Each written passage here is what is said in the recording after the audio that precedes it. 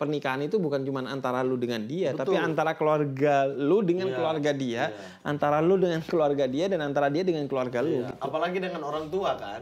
Artinya saya laki-laki masih punya tanggung jawab terhadap ibu saya walaupun saya udah menikah. Betul. Nah gimana nih kalau ini? Betul. Kan Apalagi potensi konflik antara istri dengan mertua perempuan itu tinggi. Itu tinggi. Bagaimana saya bisa bijaksana menghadapi itu?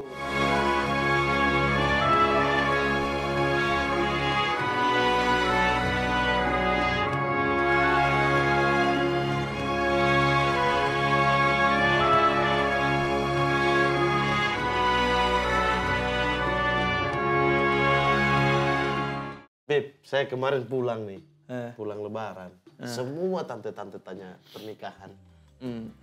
Apa yang harus saya lakukan? Apakah saya menikah saja apapun yang terjadi gitu? Nanti tambah 1, tambah 2, tambah 3, tambah 4. Bingung saya soalnya. Karena sekarang itu yang saya butuhkan sebenarnya rasa cinta di dada. Nah, kalau menurutku ya, pernikahan itu salah satu keputusan yang seharusnya paling pribadi dari kita. Makanya dalam Islam tuh para ulama bilang sebaiknya orang tua itu merestui anaknya untuk menikahi cowok atau cewek pilihannya jika memang cowok dan cewek pilihannya itu baik agamanya. Oh iya. Kalau cuman karena dia bukan PNS, mohon maaf, YouTuber bisa jadi lebih keren dari PNS sekarang. Iya. Makanya kata Sayyidina Ali bin Abi Thalib, didiklah anak-anakmu sesuai zamannya bukan zamanmu, karena dia akan hidup di zamannya bukan di zamanmu. Jadi maksudku pernikahan itu seharusnya menjadi keputusan yang paling pribadi. Paling pribadi. Iya. Bahkan orang tua pun seharusnya hanya mengarahkan dan memastikan agamanya aja. Tapi kalau soal segala sesuatunya yang akan menjalani kan. Iya, tapi kalau saya kan belum sampai kepada memastikan agamanya nih, Bib. Saya masih didorong cepat gitu kan. Kalau tahu calonnya siapa. Kalau menurutku ya Man, menikah itu sebagaimana juga gak menikah itu bisa jadi sama-sama baiknya. Karena ada juga banyak ulama seperti Ibnu Taimiyah, Imam Nawawi yang gak menikah loh. Kalau memang menikah itu adalah kebutuhan dan kita mampu, maka nikah itu minimal sunnah, maksimal wajib. Menjadi wajib kalau dengan tidak menikah kita akan terjebak dalam perzinahan misalnya. Tapi menikah apalagi di era seperti saat ini, Bib, menghindari fitnah. Betul. Orang saya belum nikah aja udah difitnah, baru saya punya anak sudah 2. Dan orang percaya. Dan orang percaya. Itu lihat komen-komen kemarin baru komen apa. Tapi untuk orang seusiamu masuk akal sih, Man. Dia bilang saya menghamili cewek sebelum UN, Bib. Itu udah masuk ke fitnah kelas berat kelas berat itu. Udah dapat fitnahnya, zinanya juga. Itu dirajam. Dan saya menelantarkan anak, kata dia. Coba bayangin, coba. Dan orang percaya sama itu. Kemarin saya pulang lebaran, orang main tanya, Bang Maman nanti foto anaknya ya. Makanya akhirnya fitnah balik. Abdur ditangkap polisi. Kepemilikan ladang ganja. Ditangkap. Tapi dia sekarang juga poligami, Bi. Udah. Ini fitnah. Terserah sih. Mau dianggap apa sih, Bib? Masa saya langsung bilang fitnah, berarti saya bohong dong. Enggak, ini kan maksudnya, ini kan cahaya untuk Indonesia. Anda kenapa memberikan kegelapan untuk Indonesia? Hidup dia tidak ada tuh cahaya untuk Indonesia. Dia KDRT juga dia, Bib. Ini betul-betul kegelapan dalam Indonesia. Kegelapan untuk Indonesia. Enggak. Dan tapi itu, Bib. Nah, ya saya mau tanya ke Habib nih. Kan apa namanya, Arab ekstrim ya, maksudnya budayanya ekstrim kan. Iya. Artinya menikah harus sesama Arab, iya kan? Masih ada. Kalau aku bukan harus sih, lebih kepada pilihanku itu. Oh, lebih kepada pilihan kan laki-laki ya? Karena aku tuh lebih memilih berjodoh dengan orang yang sama, bukan dengan orang yang beda. Sekufu. Iya, karena jadi menurutku kan jodoh itu konsepnya ya, bertemu dengan orang yang punya kesamaan denganmu atau justru bertemu dengan orang yang punya perbedaan denganmu atau bisa kombinasi. Kalau yang punya perbedaan berarti pernikahan untuk saling melengkapi. Ya. Kalau dengan yang sama berarti pernikahan untuk saling mengokohkan. Nah, bersenang-senang. Iya, saling mengokohkan nilainya. Nah, kalau aku memilih dengan yang sama, karena apa? Karena aku tuh kayak harus punya juga waktu untuk dakwah. Saking besarnya perhatian kepada keluarga yang harus diberikan dalam Islam, sehingga ada beberapa seperti Ibnu Taimiyah, Imam Nawawi itu nggak menikah karena ingin fokus kepada ilmu dan dakwah. Tapi mereka tidak menganjurkan itu kan? Tidak menganjurkan itu, tapi itu pilihan yang diperkenankan. Bahkan tidak menikah bisa jadi wajib kalau dengan menikah akan membahayakan dirimu atau pasanganmu atau keduanya.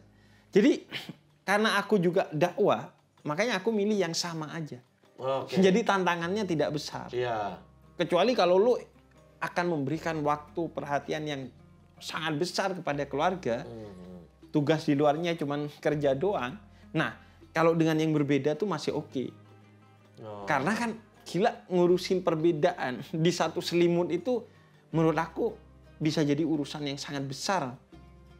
Iya kan? Jadi di dalam satu rumah akan terjadi perbedaan terus tuh.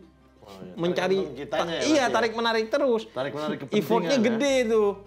Nah, kalau aku karena aku punya tugas yang besar juga di dakwah, ya udah di rumah aku milih tantangannya yang kecil aja dengan menikah dengan perempuan yang relatif sama dengan Tapi Beb sebelumnya udah kenal si istri? Enggak. Ah, ini menarik. Ini yang kita bahas ini. Enggak. Sebelumnya tidak kenal kan? Maksudnya gini, kenal tapi tidak kenalan. Tahu. Jadi tahu dari orang lain. Enggak dari orang lain. Iya, dari orang lain. Bukan dari kenalan. Karena menurutku syarat nikah itu adalah kenal, tidak mesti kenalan. Ini dari tante-tante nih, saya yakin nih. Enggak gitu. Dari tante-tante nih. Dari acara pernikahan, dari saudaranya. Ini masih informasi Nah, itu lebih genuine loh, Man. Menurutku lebih genuine. Karena kalau lu tanya ke orangnya langsung, dia pasti pencitraan. Tapi kalau lu tanya ke orang-orang sekitarnya, apalagi ke musuh-musuhnya, lu tahu faktanya. Iya, tapi ya, ini masalah yang sama sebenarnya, Bib. Ya saya juga begitu gitu loh. Iya. Tante-tante kirim, saya sampai udah punya 4 sekarang. Foto-foto. Foto ada yang di seluruh negara ini. Iya. Semua maksudnya tante-tante. Lah, gue pernah sampai ditawarin cewek yang dari rumahnya ke Nusa Kambangan itu tinggal naik perahu doang, Man. Di daerah mana? Cilacap. Iya. Oh, tahu saya nih daerah Arab juga. Iya pokoknya gitulah. Jadi ditawarin Palu, cewek Palu pernah. Iya, Palu kan banyak kan. Banyak. Orang Arab kan pokoknya Al Khairat lah. Iya, banyak itu banyak. Iya. Bukan hanya Al Khairat, Bib. Sebelah juga iya. Oh iya. Iya. Ya itu artinya dulu tuh aku bukan cuma 4, 50-an. Iya. Nah, pertanyaan saya, Bib, ini kan banyak nih. Pilihan kita menikah, kalau saya kan, saya takut, yang saya takutkan ya memang ketika kita belum menikah itu banyak ketakutan ya sebenarnya. Itu udah setelah menikah lebih banyak ketakutan. Yang saya takut adalah apa yang terjadi ketika saya serumah dengan orang, oke saya suka, tapi ternyata perasaan itu tidak muncul. Gimana, Bib? Nah ini kan kita tidak kenal nih. Kita cuma tahu. Ada beberapa yang pada akhirnya kenalan. Oh, saya suka sifat dia, pada akhirnya perasaan muncul. Tapi sebagian besar perasaan itu tidak muncul. Gimana dong? Oh, cantik-cantik. Iya kan, cantik-cantik. Secara kita memikirkan, wah anak saya pasti ganteng ini. Iya. Tapi gimana untuk menumbuhkan itu perasaan? Pertama, kalau menurut aku ya, perasaan itu penting, Man. Makanya aku bilang, pertama itu dinilai dengan akalmu.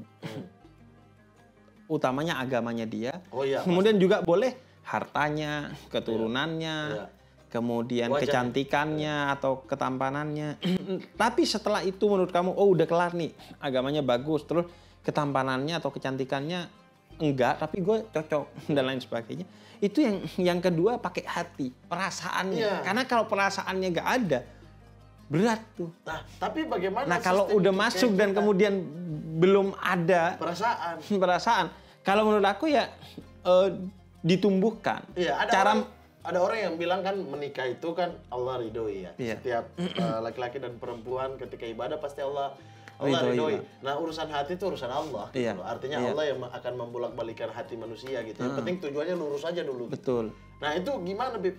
Nah, tapi kan saya berpikir saya tidak pada pada status pengen poligami ya. Enggak, saya Ya, satu nih, gitu. satu. Saya tipikalnya Siapa lagi? Saya. karena syaratnya adil. Iya. Saya tadi ceramah aja saya keluar nanti cuma ceramah karena saya rasa belum bisa, Belum apalagi ini ladang dosa jadinya saya. ah. Nah, pakai satu aja. Nah, satu ini kan adalah harus bisa menjadi teman dan harus Sampai menjadi mati. pasangan. Iya kan, sampai selesai gitu. Iya. Nah, gimana kalau berpuluh-puluh tahun tapi itu tidak muncul? Ada ketakutan Iya. gitu. Gimana kalau saya jadi sama dia 5 tahun saya Hilang ternyata rasa. masih belum, bukan Oh, hilang rasa, bahkan justru belum. bahkan belum gitu. Kalau menurut aku, pertama aku setuju tuh bahwa pernikahan itu kan di Quran disebut mitsaqan ghalidha, perjanjian agung kita dengan Tuhan. Pasti ada gamblingnya, man. Nikah itu pasti ada gamblingnya. Gak mungkin kita nikah dengan orang yang secara utuh kita tahu, gak mungkin. Pasti ada gak taunya. Ada kejutannya. Iya, kalaupun kita tahu 100%, mungkin dia berubah. Iya. Dan lain sebagainya. Pasti ada kejutannya. Cuman karena berada di bawah ridho Tuhan, kita percayalah. Nah, tapi kalau gue ya akan menikahi orang yang gue udah ada rasa. Hati gue udah ada. Tantangannya kalau suatu hari rasa itu menurun. Manusiawi kan rasa itu menurun. Manusiawi. Apalagi Akan kalau cari dua. hilang. Enggak. Dari yang perasaan lagi. Kalau gue sih bukan itu. Apa? Sama kayak gini. Kalau istri lo gak mood untuk tidur dengan lo, apakah tugas lo menceramahi bahwa itu kewajiban lo? Enggak. Tugasnya ngerayu agar moodnya tinggi. iya. Nah begitu, kalau perasaan gue menurun atau hilang, tugas gue mencoba membangun dulu. Dengan dia mencari lagi keunikan-keunikan istri kita, keistimewaan-keistimewaannya dan lain sebagainya. Dan kalau memang pada akhirnya gak dapet, dan kalau diteruskan itu akan membahayakan hubungannya, itu yang gue bilang. Bahwa perceraian itu tidak selamanya buruk. Iya. Dia tidak dianjurkan. Hal yang paling dibenci Allah tapi tidak dilarang. Tidak dilarang. Bahkan dalam beberapa hal wajib. Kalau dilanjutin bisa membahayakan salah satu keduanya atau keduanya, ya gak apa-apa. Tapi jangan lu kayak yang penting gak cerai. Padahal istri sudah tiap hari dikata-katain, bahkan mungkin KDRT kayak Abdur dan lain sebagainya. Jangan diperparah. Kalau dari mulut saya netizen bisa berasumsi macam-macam. ya. Tapi kalau dari mulutnya menguatkan itu, saya jadi takut. Saya jadi takut kalau netizen menganggap beneran. 5 tahun. Iya. Astagfirullah. Jadi menurut aku ya jangan ditutup peluang itu. Oke. Jadi ya tapi tetap rasa itu harus coba dibangun gitu, man. Iya, Karena pasti- jangan pasti dipermainkan rasa. juga. Oh udah gak ada rasa, berhenti. Nggak bisa gitu. Iya sih. Nggak bisa Iya, sih. tapi memang wajar ya banyak ketakutan sebelum ketika kita Ketakutan terbesar lo apa, man? Ketakutan terbesar saya perasaan yang tidak muncul Yang tadi. tadi. Yang kedua adalah tidak ngeblend dengan keluarga. Dengan saya ngeblend sebenarnya, tapi dengan keluarga tidak. Nah makanya kalau di nasihat para ulama, sebaiknya begitu sudah mampu cepat berumah sendiri, man. Iya berumah sendiri maksudnya, tapi tipikal ya kayak Habib kata aja keluarga Arab Iya. masuk ke 5 kan. Iya. Tapi kan Kayak ada intensitasnya gak tinggi, man. Paling Tetap ketemunya tinggi. seminggu sekali hari Jumat biasanya kan keluarga Arab tuh. Tidak, kami Setiap hari ketemu. Maksudnya yang Itu sebaiknya iya dihindari kan? sih. Apalagi saya tinggal di Fakfak misalnya suatu saat saya masih Iya. pengen suatu saat itu Kembali ke kembali fakta. ke sana gitu loh. Masa tua saya tuh kayaknya saya bayangkan kalau saya mau tidur gitu kan masih belum bisa pilot talk gitu kayak. Iya, Bib, ya. iya. Jadi masih sendiri, Bib, lihat Masih plafon sendiri gitu Iya, kan. iya, iya. Belum bisa ngomong. Iya, ngobrol. Itu kayak mau pukul bantal dulu gitu. Itu kayaknya masa tua saya di sana deh. Di fak-fak. Dan di sana itu pasti otomatis dengan keluarga. Iya. Keluarga maksudnya bukan tinggal sama keluarga ya, tinggalnya bisa sendiri. Iya, tapi Tapi interaksinya pasti intensitasnya sama keluarga. tinggi Ada sih. acara apa, bareng-bareng. Sementara saya dan keluarga-keluarga saya itu ngeblend banget. Artinya saling sayang gitu. ya itu tadi yang gue pengen tebelin juga. Memang itu menikah keputusan paling privat di antara hal lain. Tapi juga sadari bahwa pernikahan itu bukan cuma antara lu dengan dia, Betul. tapi antara keluarga lu dengan keluarga dia, antara lu dengan keluarga dia, dan antara dia dengan keluarga lu. Gitu. Apalagi dengan orang tua kan. Artinya saya laki-laki masih punya tanggung jawab terhadap ibu saya walaupun saya udah menikah. Betul. Nah gimana nih kalau ini? Betul. Kan apalagi potensi konflik antara istri dengan mertua perempuan itu tinggi. Itu tinggi. Bagaimana saya bisa bijaksana menghadapi itu? Tapi kalau saya dapat yang sudah memang ngeblend dan mau diapain aja dia legowo, maksudnya dalam apain ini dalam positif ya, artinya cekcok biasa karena mungkin tinggal bareng, aku pasti tinggal sama ibuku bareng gitu-gitu, dan dia mengerti keadaannya, nggak masalah. Tapi kalau enggak gitu, saya pasti memihak ibu saya. Nah, saya nggak mungkin. itu sih salahnya. Kenapa? Menurut gua, sebaiknya sih kita nggak pernah berpihak, betapapun ibu kita benar. Bukan hanya dalam relasi dengan istri, tapi relasi dengan ayah misalnya. Menurut gue, yang terbaik itu adalah kita tidak berpihak kepada ibu atau ayah. Kita hanya berpihak kepada nilainya tadi. Kebenarannya. Yang benarnya di mana, tapi tetap keberpihakan kita kepada keduanya itu harus tetap dijaga.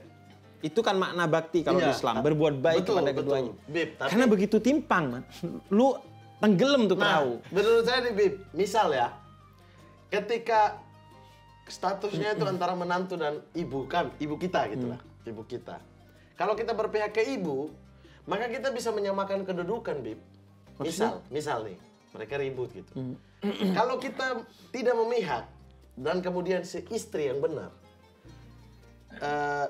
otomatis kita membenarkan istri dong, nilainya gitu. Orang tua akan berjalan sendiri, Bib. Akan merasa bahwa anaknya lebih memihak istrinya. Apapun kita ngomong akan jadi ribut antara kita dengan ibu. Sementara kalau istri, kita punya banyak waktu sendiri. Sehingga ketika saya memihak ibu misalnya, pada satu titik yang tidak ada ibu, saya bisa jelaskan ke dia. Bahwa harus begini. Kau punya saya, tapi Umi misalnya tidak punya siapa-siapa gitu. Dia juga cuma punya saya gitu. Artinya kalau kita bagi akan imbang. Karena bijaksana kan saya? Karena wanita-wanita yang tidak mau dengan saya kalian rugi. tapi bahkan itu kadang nggak nyelesain masalah. Benar. Tapi kadang cewek itu menjaga perasaan keduanya itu. Justru di sana titik masalahnya, perasaan, bukan kehadiran fisik. Enggak, perasaan dia itu akan diobati juga gitu. Justru itu masalahnya. Masalahnya, oke, kehadiran fisik lu banyak dengan dia, ngobrolnya lebih banyak. Tapi ketidakberpihakan lu sama dia, itu justru titik masalah dasarnya. Nggak ada gunanya akhirnya semuanya tuh. Karena dianggap lu agennya si ibu aja. Iyalah, orang aku anaknya bukan agen aku lagi. Ya itu, enggak, kita kan bicara gimana mempertemukannya. Nilainya itu benar, tapi artinya bagaimana salah dan benarnya itu kita tahu, tapi bagaimana kita membuat semuanya lebih bijak gitu kan. Betul. Lebih sederhana. Artinya misalnya Habib misalnya ke orang tua dengan ke anak muda, pasti kan cara ceramahnya beda. Nah itu maksudnya. Iya. Cara pendekatannya cara aja. pendekatannya yang ini aku bisa pahami, tapi yang ini kemungkinan aku nggak bisa pahami nih. Ketika kita udah nggak membenarkan gitu, apalagi dalam jarak urusan, yang ini. Apalagi misalnya saya satu-satunya dia nggak punya pelarian lagi. Betul. Udah nggak ada suaminya. Udah nggak ada suami, ada pelariannya cuma saya gitu. Sementara saya memihak. Membenarkan ya, bukan memihak ya, tapi membenarkan hal yang memang dia salah gitu. Dan ini memang kan sering kali orang itu kalau udah tua, dia hanya didengar karena kasihan omongannya, bukan karena asik atau benar kan. Sehingga dia selalu berharap dengan orang-orang yang secara emosional punya kedekatan dengan dia, kayak anaknya. Karena dan kalau orang lain udah gak mau dengerin dia. Dan kita juga harus lembut kan. Harus lembut. Dan ini ngingetin gua ke karakter Islam sebagai agama yang moderat gitu, umatan wasatan. Seorang Mamat yang kalian fitnah-fitnah bisa mengingatkan Habib dengan Islam. Orang-orang kan juga fitnah saya. Tapi saya Habib mengingat sifat Islam yang lain gitu. Jadi sifat Islam itu kan umatan wasatan, menjadi umat yang moderat. Wasatan itu sebenarnya di bahasa Indonesia ada wasit. Jadi kita tuh seperti wasit, man. Berpihak mana yang benar kita tunjuk. Oh ini benar, tapi posisi kita tetap di tengah gitu. Jadi tetap ngayomi keduanya. Karena kalau kita udah ngelihatnya dari sisi satu atau sisi yang lainnya, pasti tersinggung tuh salah satunya. Iya. Karena gini ya, kita kadang ngerasa ya, wah itu kan ibu kita. Bahkan dalam Islam, misalnya Imam Nawawi bilang, kalau lo punya duit 10.000 dan harga nasi sebungkus 10.000, siapa yang harus dibelikan, ibu atau istri? Istri lo. Karena itu nafkahnya, nafkah. iya. Tapi kan secara emosional ibu kita bisa tersinggung loh kalau gitu. Ya, bisa Beb tinggal beli bungkusannya satu lagi. Kita pisahin dua, datangin dua. Di situ titik bijaknya kan. Sebenarnya kita beli satu buat malah marah dua-duanya karena nggak kenyang. Berhentilah sebelum kenyang, makan itu. Jangan terlalu kenyang. Jadi daging nanti di dalam. tapi ya itu menurutku salah satu problem ketakutan anak muda. Iya, tapi jadi dia akhirnya banyak loh man teman-teman gue. Ya, tapi sebenarnya ini takutnya wanita-wanita menonton kan. Tapi sebenarnya maksudnya ini nih pembahasan lanjutan, bukan pada akhirnya keadaan di saya nanti pada akhirnya selalu begitu. Begini, Iya, betul. Ibu saya juga demokrat, maksudnya kayak mertua menantunya juga atau menantu ponakan lah. Menantu yang ponakannya punya dia aman-aman aja maksudnya baik-baik. Anda masih khawatir jodoh Anda ada yang sedang menonton ini? Iya, nanti takut tiba-tiba ini kayak berhadapan dengan singa. Emang sih gitu. Emang tapi cerewet lah. Iya, gua rasa emang tantangan di antara yang utama itu sih, mempertemukan istri dengan ibu kita. Iya, itu tapi susah. Iya, makanya. Karena keduanya itu sama, kecenderungannya ya, sebagian itu adalah emosional. Emosional itu bukan arti marah-marah, tapi baper. Kalau ayah tuh kan lebih santai lah ya. Iya. Oh ya udah itu istri lu masih muda gini, lebih rasional lah kecenderungannya. Iya. Nah itu yang bikin akhirnya kita tuh dibuat masuk ke dalam kebaperan itu juga akhirnya. Makanya ngeblendnya itu yang saya pikir juga. Iya. Selain saya ngeblend sama wanita ini, ngeblend apa tidak gitu, perasaan itu yang tadi saya bilang, saya juga memikirkan ngeblendnya dia dengan keluarga.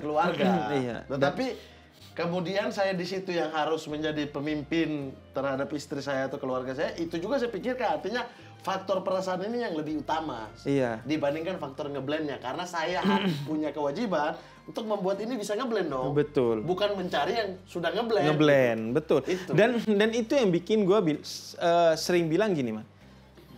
Modal utama menikah itu bukan cinta, tapi tanggung jawab. Karena kalau cinta itu ya oke, dia punya kekuatan yang dahsyat, tapi dia bisa hilang, bisa berkurang.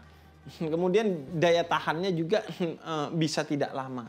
Awal-awal oke. Karena menikah ini beda dengan mereka yang pacaran, itu beda. Nah, saya nggak suka konsep pacaran tuh. Nah itu, saya juga nggak suka konsep itu. Tapi maksudnya bagi orang yang pacaran itu beda loh.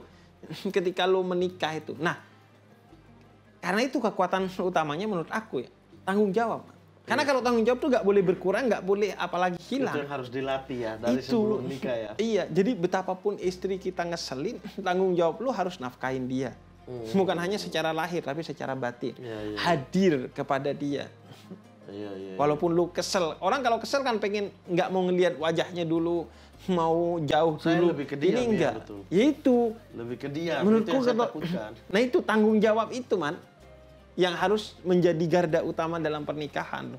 Karena kalau modal cinta, susah sih. Dan kalau saya ya tipikalnya nggak tahu buruk atau baik ini, maksudnya saya nggak tahu lah. Tipikalnya adalah ketika saya tertarik atau saya rasa itu orang patut untuk saya perjuangkan. Misalnya nih, contoh saya tuh nggak suka dikejar. Saya pasti udah nggak ada perasaan. Ilfil. Iya. Nggak suka misalnya kayak wanita duluan. Saya yang harus berjuang buat wanita itu gitu maksudnya. Nah, semakin itu semakin berjuang. Jadi tanggung jawab itu muncul dengan sendirinya gitu. Oh iya. Nah, karena effort perjuangannya effort itu. saya gitu loh. Karena effort saya suka, karena effort saya sayang. Berjuang. Akhirnya saya bertanggung jawab juga. Nah, yang saya takutkan itu ketika perasaan juga hilang. Itu Perasaan yang tidak muncul, misalnya dijodohkan. Aduh, ternyata cara ngobrolnya nggak nyambung nih. Iya. Nah, saya di hal-hal itu bukan hanya sekadar fisik gitu. Iya. Dan makanya poin utamanya itu akhirnya pada tanggung jawab, Mas. Iya sih. Karena kalau tanggung jawab itu nggak peduli, lu suka gak suka, lu cinta gak cinta, tanggung jawab mah tanggung jawab. Secara Ini otomatis di kepala kita, iya. Ini istri saya harus tanggung jawab gitu. Ya? Betul. Makanya pada akhirnya tuh bukan cinta yang main kalau menurut gua, tapi rasa kasihan dalam pengertian yang positif. Mengayomi kita gimana. Makanya ar-rijalu qawwamuna 'alan nisa itu di dalam Al-Qur'an. Itu sekarang artinya kalau dulu lelaki adalah pemimpin bagi perempuan, sekarang lelaki adalah pelindung, pengayom bagi perempuan. Itu rasa kasihnya itu yang harus kuat. Bagaimana kita ngasih dia, mengasihani, memberi dan tidak berpikir mendapat. Nanti non muslim pikir ayat kita berubah-berubah nih. Oh, bukan. Sebenarnya bukan ayatnya. Saya tidak akan memberikan ruang untuk kalian. Iya, Anda sobat login banget kayaknya. Iya, jangan nanti. Enggak, itu ternyata terjemahannya. Iya, artinya tafsir. Bahkan bukan tafsir, terjemahan. Iya. Karena Al-Quran itu bahkan lebih luas dari bahasa Arab. Iya. Sehingga sebenarnya nggak bisa diterjemahin. Iya, makanya Profesor Quraish Shihab itu nggak menerjemahkan Al-Quran. Beliau bikin Al-Quran dan maknanya. Iya. Karena terjemahan itu menyempitkan makna sehingga nggak bisa merekam. Misalnya pemimpin, laki-laki adalah pemimpin. Nah, sifat dasar pemimpin itu harus melindungi, harus mengayomi. Jadi seluas itu sebenarnya artinya dalam An-Nisa ini. Iya. Bukan dulu beda. Saya pengen mempertemukan Anda dengan Onat kalau gini. Karena semangat Anda untuk login cukup satu ayat. Dia login. Gimana? Kalau dari saya. Iya. Gimana? Gampang itu. Oh iya? Oh iya. Ntar ya kita pertemukan. Tapi jangan ada kamera, login dia. Iya, maksudnya yang saya juga itu adalah gak suka konsep pacaran. Artinya saya nggak mau lama-lama. Karena saya tipikal penasaran, Bi. Itu juga bahaya kalau gitu, Ban. Kenapa tuh? Ketika udah nikah penasarannya habis gimana? Enggak. Misalnya kayak gini nih. Bukan penasaran dalam artian, saya penasaran dari cewek. Terus habis itu ketika semuanya terungkap, saya udah nggak gitu. Tapi lebih ke gini nih. Kalau pacaran misalnya, kita jalani dulu ya.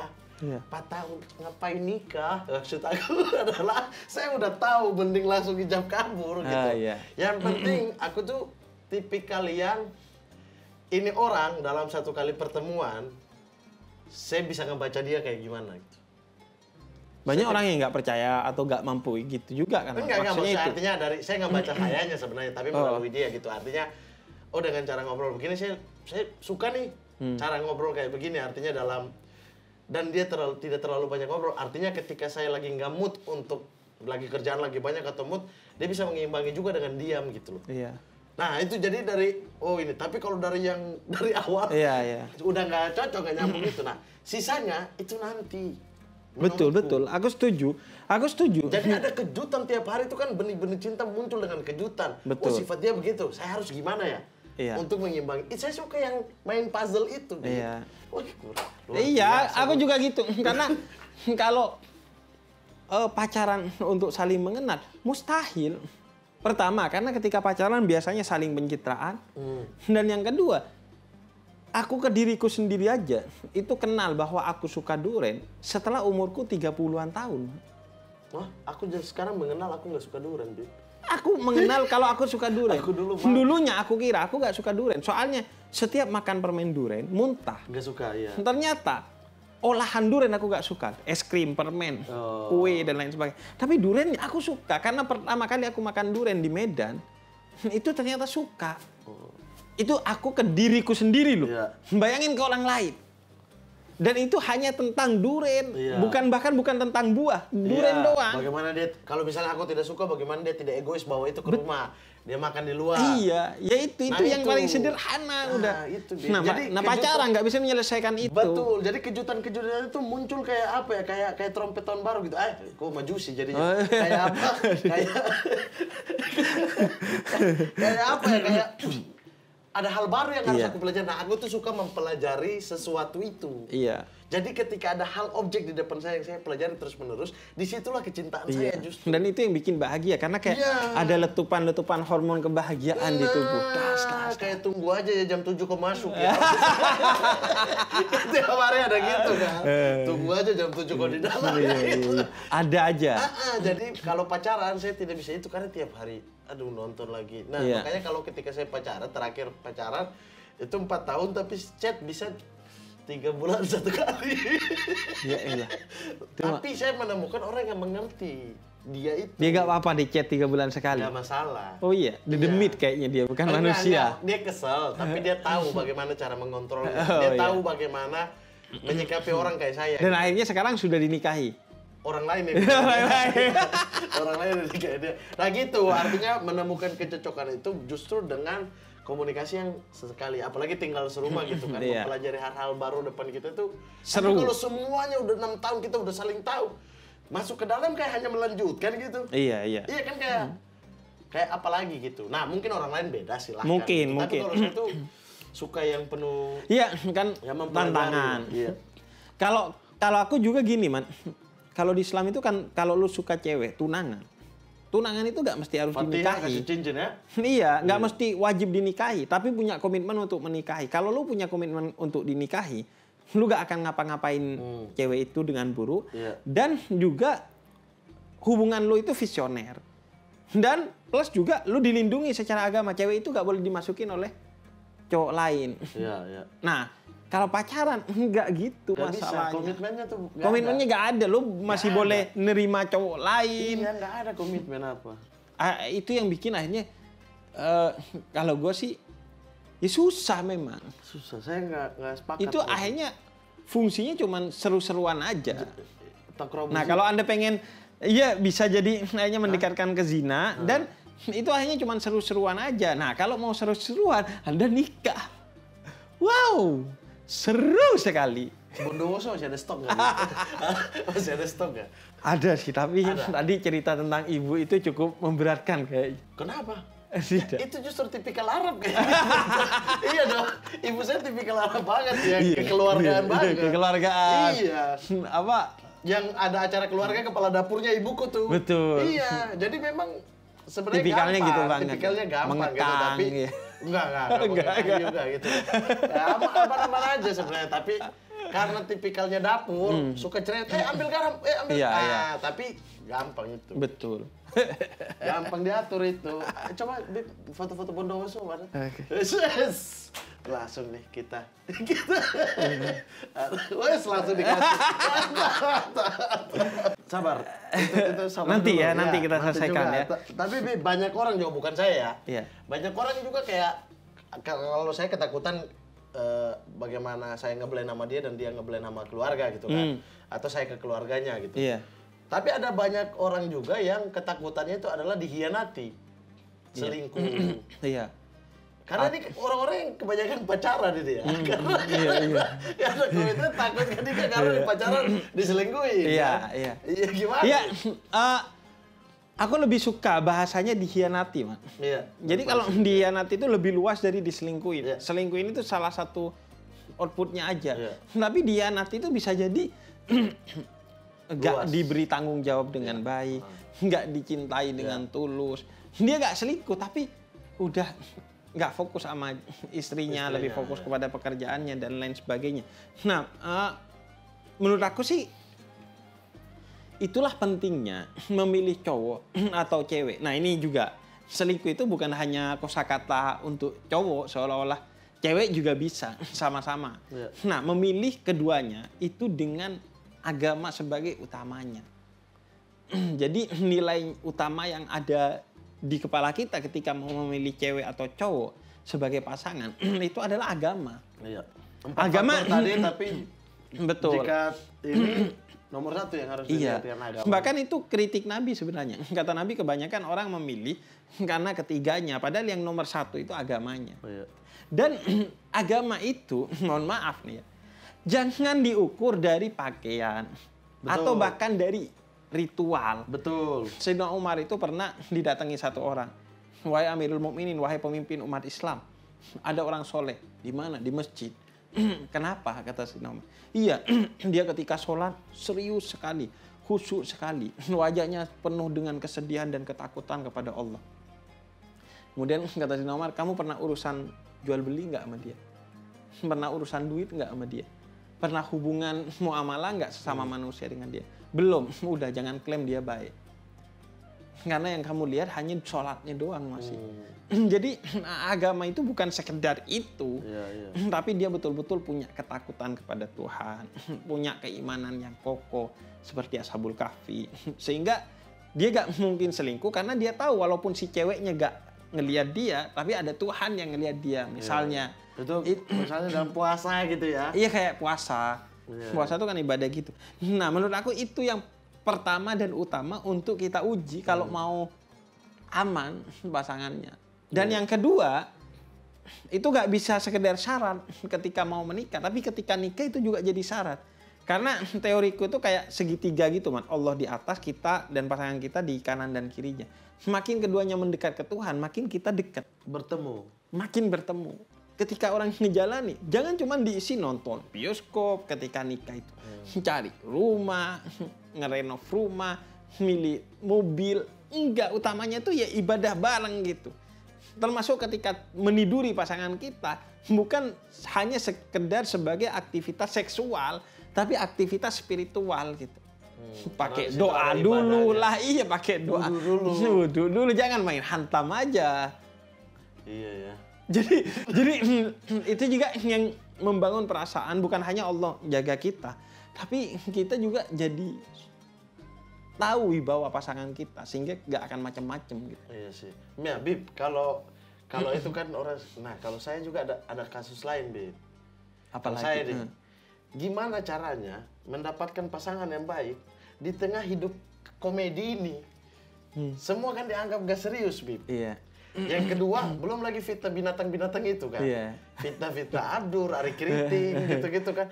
Yang orang lihat saya tuh banyak banget yang pada akhirnya menjauh. Yakin bahwa itu benar? Iya. Iya. Karena kan memang kita masih banyak orang tolol ya.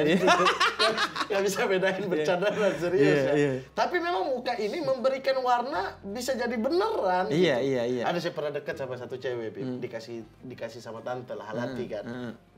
Mat ini gini-gini, Masya Allah gini. Udah, kalaupun tidak jadi, sistem saya selalu, orang yang kasih kenalan, saya selalu kenalan, Bib.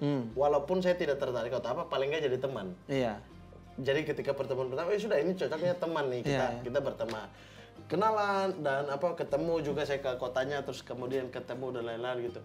Setelah beberapa saat tiba-tiba tanya, kok beneran pemabuk? Gara-gara Abdur. Iya, Abdur bilangnya Nah gitu. itu, apalagi orang tua yang dengar kan. Fitnah-fitnah ini. Jauhi itu Mamat. Jauhi Mamat. Dia adalah pemabuk. Tidak ada keridoan di mukanya, gitu kan. Tapi kan yang penting nggak KDRT. Nah, nggak poligami juga. Tapi jangan tahu ya orang.